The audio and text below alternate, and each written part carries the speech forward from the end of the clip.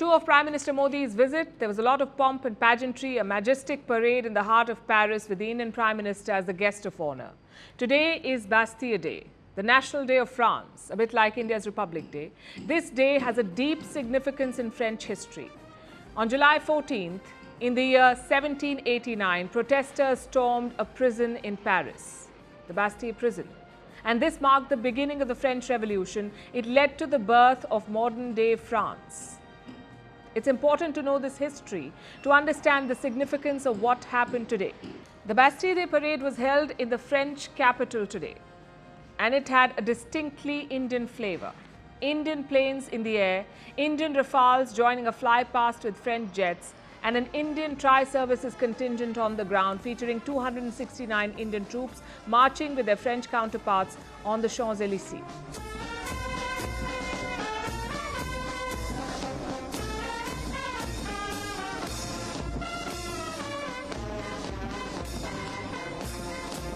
If you're watching us from India, you know this tune. Sare jahan se acha Hindustan hamara. Better than the entire world is our India. Today's parade was a nod to the past too. It reminded the world of a forgotten story. Did you know that India contributed to European security? Indian soldiers fought the 2 world wars in Europe. In the First World War, nearly 1 million Indian soldiers participated. In the Second, about 2 million took part. They played a key role in securing Europe. The Punjab regiment from India fought both these wars. They were awarded 18 battle and theatre honours. This was in the First World War. In the second one, at least 30 honours. Today, troops from the same regiment marched in Paris. France is making a point to recognize their contributions. President Macron said, India is a giant in world history, a friend and a strategic partner with a decisive role to play in the future. He also gave a grand welcome to the Prime Minister of India. Prime Minister Modi arrived in Paris yesterday. There was a ceremonial welcome. The French Prime Minister received him at the airport. The French President then hosted him for a private dinner. Prime Minister Modi was presented the Grand Cross of the Legion of Honor. This is the highest civilian honor of France. There were gifts too. Again, they highlighted India's contributions to European security. One of the gifts was this photograph. It is from the early 1900s. It shows a European giving flowers to a Sikh officer. He was from the Indian Expeditionary Force. They were deployed in France during the First World War. The second gift was the Charlemagne chessmen. These are chess pieces. They were made in the 11th century. Prime Minister Modi was presented with a replica. Again, this is deeply symbolic. This gift represents the Indian origins of the game of chess and a long history of trade between India and Europe. Needless to say, this is a special day for the India-France relationship too, the 25th anniversary of strategic ties. To mark the occasion, Prime Minister Modi said India and France are looking at the future, the next 25 years of their bilateral relationship. So what are the plans for this future? Today we got some insight. India and France have prepared a roadmap. There is specific focus on defense ties. It remains the bedrock of the relationship. There are more defense deals. India is buying 26 Rafales for the Navy, 3 Scorpene submarines. Plus, they're looking at a joint venture to develop jet engines. From the French perspective, there is a shift. France is looking at India differently. Instead of just selling arms, they're looking to invest in Indian defense, to enable India's defense manufacturing and to seek synergy. All 3 proposals talk about co-development and co-production of weapons. And why is France taking interest in India's defenses? Because of shared interests. We told you about this yesterday. Both India and France have interests in the Indian Ocean. India is already a major power in the region, and France has a significant presence in the Indian Ocean. It has 2 overseas territories, Réunion and Mayotte. Close to 1 million people live here. These are French citizens. France also has substantial military presence in Djibouti and the United Arab Emirates. Coincidentally, Prime Minister Modi will be making a stop in the UAE on his way back from France. Now, these shared interests are bringing India and France closer. They signed agreements in other sectors too, like green energy, infrastructure, climate action, and boosting people-to-people ties. One important breakthrough is on the visa front. This is for Indian students pursuing a master's degree in France. After finishing their education, they can now stay in France for 5 years. Earlier, they were given a 2-year work visa. Plus, UPI is coming to France. It's a big announcement. We'll tell you more about it later on the show. So India's partnership with France is deepening on multiple fronts. And this is an outcome of years of engagement. So that's another foreign trip almost done. And what do we make of it? Prime Minister Modi's job in Paris was relatively easy. No points of friction, no major demands or concerns. It was all about building further. And that's been the hallmark of India-France relations. Paris is actually India's first strategic partner. The agreement was signed in the year 1998. Even the Russian strategic agreement came after that in the year 2000. So France is an old and trusted partner. But where does that trust come from? Well, many things. But we'll focus on the big two. One is the defense partnership. The other is political support and understanding. France is India's second largest arms supplier. They make up around 29% of all sales. Plus, they're reliable. With the US, you have to worry about last-minute congressional hurdles or opposition from some random senator. But France has always come through. They've sold crucial equipment like submarines and fighter jets to India, even nuclear fuel, back in the year 1982. When the US refused to give India uranium, France stepped in. And this consistency is appreciated. The second factor is political support. In 1999, France did not sanction India after the Pokhran nuclear tests. Paris was understanding of New Delhi's position. In the year 2006, they also supported India's nuclear deal talks with the US.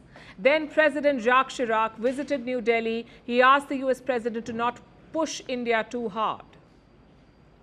That trust has continued with each French president. Macron has never criticized India's position on Ukraine. His officials have also been silent. So trust is the cornerstone of the India-France relationship. It's a very rare thing in diplomacy. Speaking of which, here's another rare development in diplomacy. 2 big-ticket foreign visits in 3 weeks. That's what Prime Minister Modi has done. First, it was the United States, and now it is France. If you followed them, you would have noticed some similarities. It wasn't your normal boring trips. There was a lot of color, a lot of public engagement, and a lot of ceremony. This has been the hallmark of Prime Minister Modi's diplomacy. Every leader has their own brand. So let's try and understand Modi's brand. 3 things stand out in the last 9 years. One is the personal touch. He's traveled to 65 countries for 70 foreign trips. That shows personal interest. Also, he's keen on building intimate equations. Just think back to all the meetings he's had, the high-profile international meetings. Obama, Trump, Biden, Netanyahu, Macron, Boris Johnson, Putin, Angela Merkel, Mohammed bin Salman. All these leaders had great equations with India's Prime Minister. And that's not always easy. Look at Benjamin Netanyahu, the Prime Minister of Israel. He was great friends with Donald Trump. But Biden won't even invite him to the White House. The Israeli president has got an invite, but the Prime Minister has not. It tells you how hard personal equations are. It's like any friendship. You either click or you don't. And those equations have led to personal honors for Modi. He's received state awards from more than a dozen countries, the latest being France. The second thing that stands out is the public engagement. Indian people are a lot more interested in diplomacy now. It wasn't always the case. In the past, diplomacy was considered elite and secretive. The men in suits would decide India's policy. The people would just nod and agree. Now you see healthy debates on social media. You see YouTubers discuss India's position on Ukraine. You get WhatsApp forwards on what the foreign minister has said in Paris or Brussels. It's a big and positive change. There is more awareness about Indian diplomacy today. People realize it's not just China and Pakistan. It's also Europe, South America, Africa. A lot is happening in the world and people are interested. And finally, factor number 3, the concert style of diplomacy. Why do I say concert? Because like concerts, Prime Minister Modi's trips have a set pattern. It's highly public, it's energetic, and it's viral. For example, the diaspora events. They've become a feature wherever he goes. There have been events in New York, Washington, Texas, London, Sydney, Tokyo, Paris, and many other cities, and you've seen these events. There's a lot of color and a lot of participation. It is supposed to show the power of the Indian community. And these 3 things sum up Modi's brand of diplomacy. It's personal, it's energetic, and it's more engaging. And other world leaders see this. Most of them are struggling with popularity at home. President Macron, for instance, is hurtling from one protest to another in France. President Biden's approval rating is at 40%. Prime Minister Rishi Sunak in the UK was not even elected for his job. At the end of the day, these are all politicians. They all love adulation. They love the crowds. So what do? They piggyback on India and Modi's popularity. And we've seen examples of this. Donald Trump attended the Howdy Modi event in Texas. Anthony Albanese was at the Sydney rally. And Netanyahu used Modi's picture in his campaign video, so you get the idea. But has this style of diplomacy worked? Well, so far it has. India has struck a balance between the West and Russia.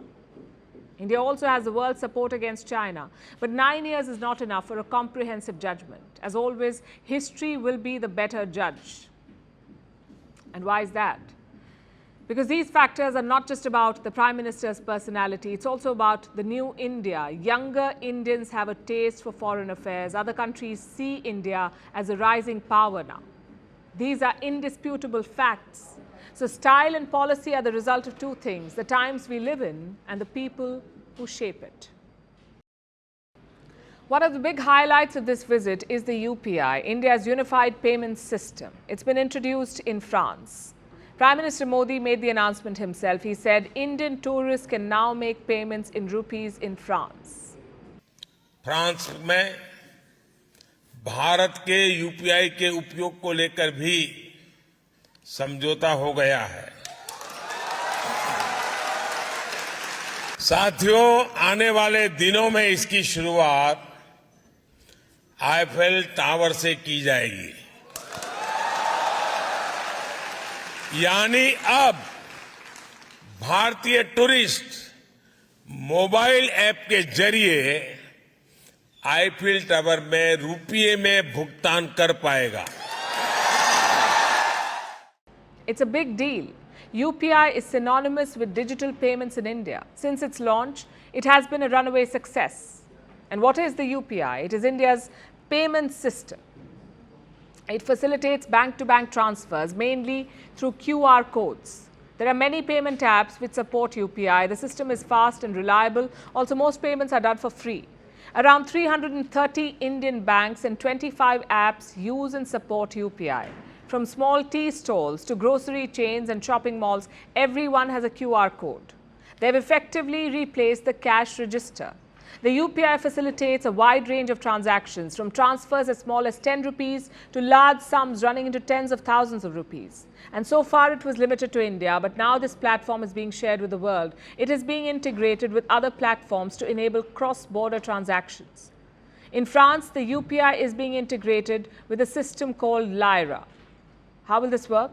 Like, if you're signed up on UPI and you see a Lyra payment terminal, you'll be able to scan your phone and transact through UPI. No need for cash or a forex card.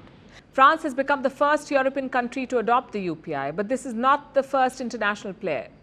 Earlier this year, India struck a similar deal with Singapore. There, the UPI was integrated with Pay Now, again to facilitate cross-border transactions. So far, 10 countries and regions have signed up. We've already told you about Singapore. The UPI also works in the US, Australia, Canada, Hong Kong, Oman, Qatar, Saudi Arabia, the UAE and the UK. It is available to NRIs or non-resident Indians. They can use UPI to send money, so the technology is available, but in a limited capacity. In countries like Singapore, the UAE, Mauritius, Nepal and Bhutan, the UPI works better. These countries support UPI QR codes, so payments can be made by phones. The system will work on similar lines in France as well, which brings us to another point. Why are so many countries signing up? Because the impact of UPI has been tremendous and far-reaching. It has facilitated financial inclusion, made day-to-day transactions easier. Users don't feel the need to carry spare change or queue up outside ATMs for cash. Your UPI app takes care of everything. It was launched in 2016. Last year, the UPI moved $1 trillion in transactions. That's equal to 1/3 of India's GDP. As of March this year, 40% of all payments in India were digital, and this is no mean feat. The world has taken notice. Experts say India's model has inspired others. Countries like Brazil, they've taken a cue from UPI. In November 2020, Brazil launched its own platform. It is called Pix. It works just like the UPI. To make a payment, you scan a QR code. And in about 3 years, Pix has overtaken credit and debit cards. It is the most widely used payment method in Brazil, making up 30% of all payments in the country. So the UPI is showing the way to the world, and it has a long way to go. 7 years after it was launched, it has about 260 million users at home. That's only a fraction of India's population. There are more than 1.4 billion Indians today. As the UPI spreads overseas, it can expand its user base at home as well, and this will help India create a bigger payments network, one that can challenge the world's legacy payment systems.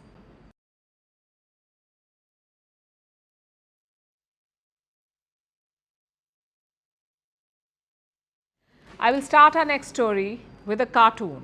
It was published by the New York Times in 2014. The cartoon shows two men sitting inside a room. They're reading a newspaper. The headline says, India's Mars Mission. The room is called the Elite Space Club. On the outside, a farmer with a cow can be seen knocking on the door. He's wearing a shirt with India on it. Obviously, it is all sorts of problematic. But what else can you expect from the New York Times? And why am I telling you about this decade-old cartoon today? Because today is a historic day for India, despite all these racist cartoons, despite the low expectations, and despite the failures, India's space ambitions are only growing. Today, the Chandrayaan-3 mission lifted off. It was launched from the Satish Dhawan Space Center at Sriharikota. Liftoff normal. Here we have a majestic liftoff of LBM-3 M4 rocket carrying India's prestigious Chandrayaan-3 spacecraft. Chandrayaan-3 is developed by the Indian Space Research Organization, or the ISRO. India has spent around $75 million on this mission. It consists of a lander, a propulsion module, and a rover.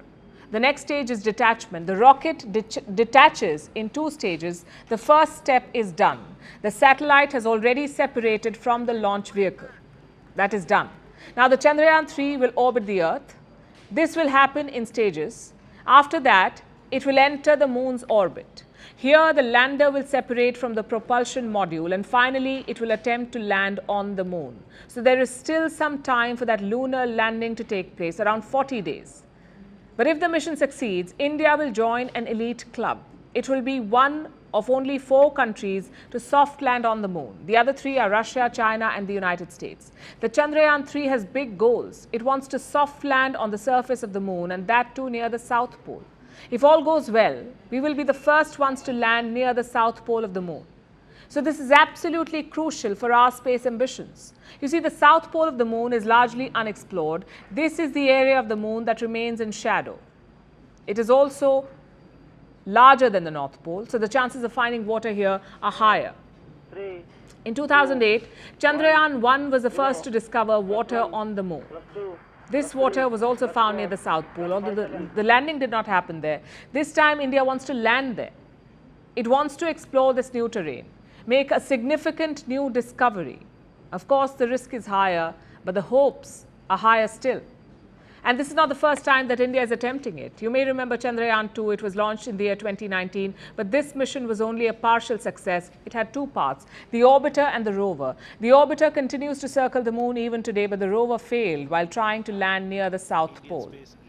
So this is our second attempt at that, and India has set itself some lofty goals. India's space program is only 60 years old. The ISRO was set up in the year 1962. India was still a young nation state then. It had pressing economic and military challenges, but that did not stop it from dreaming big. In 1963, India launched its first rocket into space. We were no match for the other world powers then. The US and then Soviet Union were far ahead of India. But in the last 6 decades, that story has changed. Remember that cartoon we started with? India is not outside that elite space club anymore. India is a part of it. This is a stunning example of self-sufficiency, or what we call Atmanirbhar Bharat. Plus, it was achieved at a fraction of the cost. In 2014, India reached the Mars. The mission cost around $74 million. Compare that to NASA. The cheapest moon mission costs around $1.2 billion. Even the Hollywood movie Gravity had a bigger budget than India's Mars mission. And this is now a case study in leadership courses, how to beat the odds while remaining cost effective. Not just that, India is also helping other countries. It is making space technology available to the rest of the world. And the moon mission is only the beginning. The next in line is the Gaganyaan, India's manned mission to space.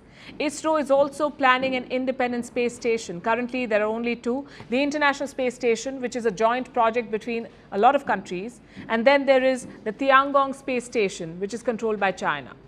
Now, India wants to build its own, and that too by the year 2030. ISRO is also proposing to send an orbiter to Venus. Perhaps it's time for the New York Times to commission a new cartoon, one that is in sync with today's reality. If they do it, we promise to tell you about it, but don't hold your breath for it. New Delhi is facing a rather difficult question. Should it keep buying Russian oil? Last year, the answer was easy. Oil had reached almost $120 per barrel, and Russia was giving us discounts. How much? Up to $30 per barrel. So buying from Russia was a no-brainer, but that's not the case anymore. And there are two reasons for that. One, the discounts are evaporating. From $30, it's now reached $4. Though when you buy millions of barrels, that's still a lot of money. And secondly, the threat of Western sanctions. You see, the G7 has imposed a cap on Russian oil, $60 per barrel. If you pay 60 or less, you're fine. You're safe from Western sanctions. But if you pay more than $60 per barrel, you're in trouble. The idea of this cap is to limit Russia's oil revenues. Until now, this was not really a problem. Russian oil was priced below the G7 cap. But on Wednesday, that changed. Russia's Ural-grade oil crossed $60 per barrel, meaning it's over the price cap. So what can India do? Well, politically, there is not much to fear. Western nations have largely accepted India's position on Russia. But financially, it's a tough call. If you buy Russian oil above $60 a barrel, you lose access to a lot of things, like Western insurance services or Western shipping services. Now, these are big parts of the oil trading industry. We are talking about multi-million-dollar cargoes. They travel hundreds of kilometers through the open seas. It's a risky voyage. What if a ship meets an accident, or maybe there could be a theft or an explosion? In such cases, all parties would lose millions of dollars. So what do? They take out marine insurances. They will ensure that their losses are covered, a bit like your car insurance, just multiplied by thousands. And that's where the G7 holds an edge. Their companies, G7 companies, control around 90% of the maritime insurance market. 90%, 90. If you buy at $60, you get their services. And if you don't, then you have to opt for shady networks, the ones used by sanctioned countries like Iran or Venezuela. Needless to say, that's not ideal. So what can India do? There is a strategy that Russia is already using. First, they bill the oil at less than $60, so no sanctions. Then they bill separately for shipping services, not Western ones, but their own Russian fleets. And they can charge anywhere between $11 and $19 per barrel. It's pretty high though, almost double the normal shipping rate. If you want Russian discounts, this is your only option. And a lot of trade is already happening like this, through shady Russian tankers. The question is, should India keep doing it? The risks are higher, the discounts are falling, and the dependence is alarming. You see, before the war in Ukraine, Russia made up just 2% of India's oil imports. Now it is more than 45%. That sort of dependence is fine if you get excellent deals. But at $4 discounts, is it really worth it? Indian officials and refiners are struggling with this question. Their options are limited. You can't pay in dollars because of sanctions. You can't pay in rupees either because Russia already has $2 billion worth of Indian currency and they have nothing to buy with it. You also can't pay in the Chinese yuan. India's state-owned companies have been asked not to do so by the government. The private ones are not too keen either. Why? Because the Chinese currency is not fully convertible. There are a couple of deals happening, but it's not a feasible solution. So New Delhi needs to ask itself two questions. One, is this current system of payments adequate? The answer is no. Shady tankers and invoices are not a long-term solution, especially when it makes up 45% of your oil imports. So India needs a stable payment system. If not the rupee-ruble rather, then something else. And question number two is this. Is it time to look beyond Russian oil? And this is not about ethics or politics. They don't matter for ordinary people who are at the petrol pump. It's about strategy and finance. Should half of your oil imports be at the mercy of shaky payments and shipping?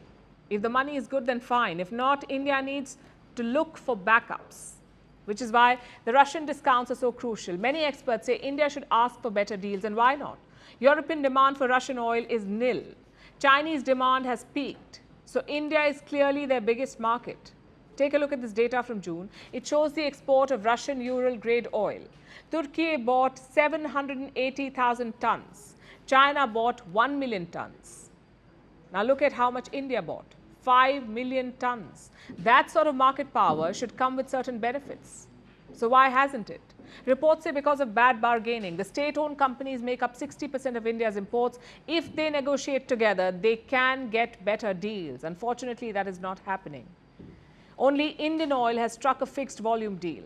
The rest are buying on tender basis. So the bottom line is this: if India is keen on buying from Russia, we need better systems in place, easier payments, safer shipments, and better discounts. And now it's time for Vantage Shots, images that tell the story. We're starting with Japan. Its space agency's rocket engine exploded during a test. In Switzerland, an artist used mountain slopes as his canvas. He used chalk and charcoal to paint two giant children sketching. And in the United States, a sea otter tried to steal a surfboard from a surfer family. Also, we're taking you back in history. On this day in 1933, all political parties in Germany were outlawed except the Nazi Party. This happened only 6 months after Adolf Hitler was appointed as Germany's new chancellor. This became a pivotal moment in Germany's transformation from a democracy to a dictatorship. We're leaving you with that. Thanks for watching. Have a good weekend. We'll see you on Monday.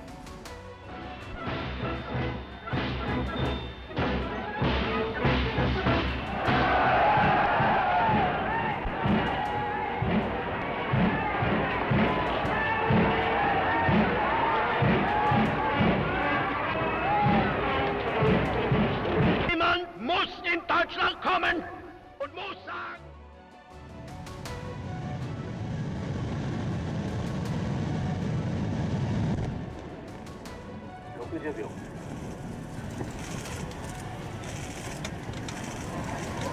カウント終了します。